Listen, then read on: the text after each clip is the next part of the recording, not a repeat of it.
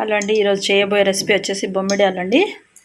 ఆయిల్లో పెద్ద స్పూన్తో టూ పెద్ద స్పూన్స్ వేసుకున్నానండి. 2 పెద్ద చెంచాలు వేసుకున్నాను ఆయిల్. అండ్ ఇందులో సాజీర వేసానండి. ఆయిల్ వేడైందండి, ఇందులో ఉల్లిపాయలు వేసుకున్నాను. సాల్ట్ వేసాను. బొమ్మిడాలు ఆల్రెడీ వేయించాను అనమాట. రోస్ట్ పైన కాల్చుకోవచ్చు. నేను అలా కాల్చి పెట్టుకున్నాను. బొమ్మిడీలు వాటర్లో వేసి పెట్టుకున్నాను. శుభ్రంగా కడిగి డైరెక్ట్ ఆనియన్స్లో వేయాలి మనం. అల్లం వెల్లుల్లిపాయ పేస్ట్ వేసుకోవాలండి. దీంట్లో పసుపు వేస్తున్నానండి. 2 స్పూన్స్ వేసానండి, చిన్న స్పూన్ తోటి. మనం ముందుగానే శుభ్రపరచుకున్న బొమ్మిడి చేపలు కడిగిని వేసేస్తున్నామండి.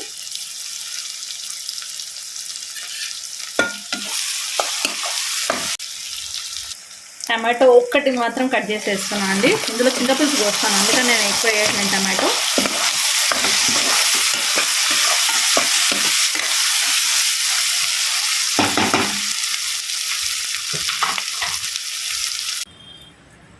ఇలా ఉడుకుతుంది కదా, ఇందులో చింతపండు రసం వేస్తున్నాను. పులుసులాగా చేస్తున్నాను, బొమ్మిడాల పులుసులాగా చేస్తున్నాను నేను. ఇది బాగా మరగాలి. మరిగిన తర్వాత చూపిస్తాను మీకు.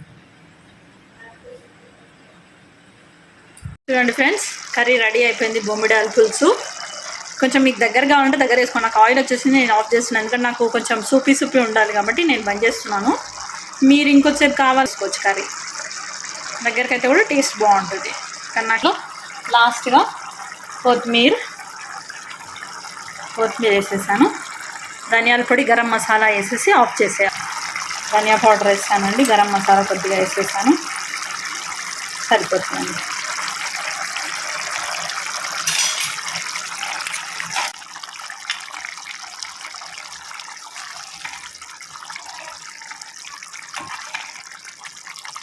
ఇదండి బొమ్మిడి